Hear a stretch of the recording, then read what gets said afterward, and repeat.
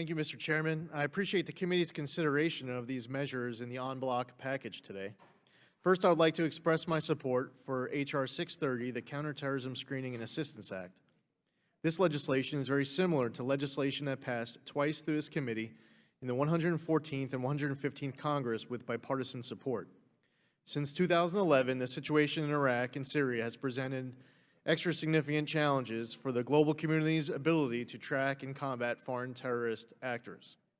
In Europe, roughly 5,000 EU citizens have traveled to Syria or Iraq to become foreign fighters for the Islamic State or other foreign terrorist groups. Our foreign partners have employed various measures to combat foreign fighters, to include increasing surveillance and prohibiting travel that have successfully thwarted a number of plots. But we need to do more. There's a very serious and well-recognized need for improved international border security and information sharing between governments. This bipartisan legislation would ensure U.S. resources are utilized in the most efficient way possible to help international partners close loopholes in international airport security, better track these terrorists, and prevent them from traveling internationally with a special focus on high-risk and medium-risk countries.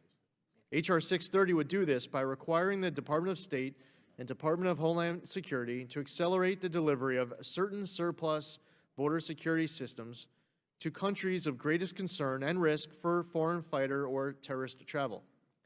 The U.S. will attempt to collect reimbursement for transferred equipment, and all equipment transfers will comply with existing regulations related to the export of sensitive technologies.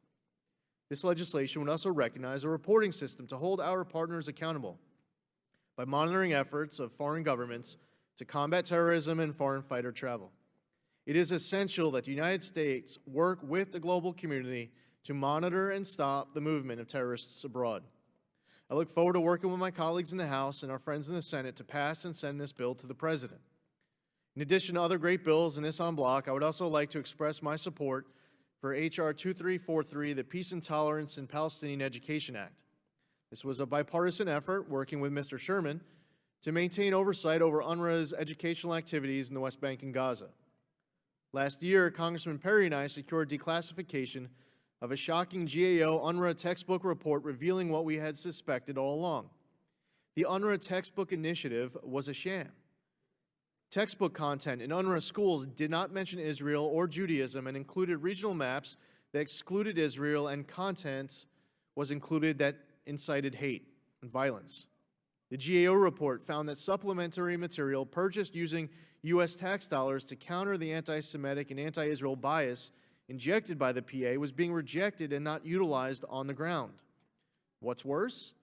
The GAO report concluded that Congress has been unable to fully assess the nature and extent of the material in PA textbooks because of the State Department's misleading reports to Congress. It is unacceptable the textbooks that are used delegitimize Israel and demonize Jewish people.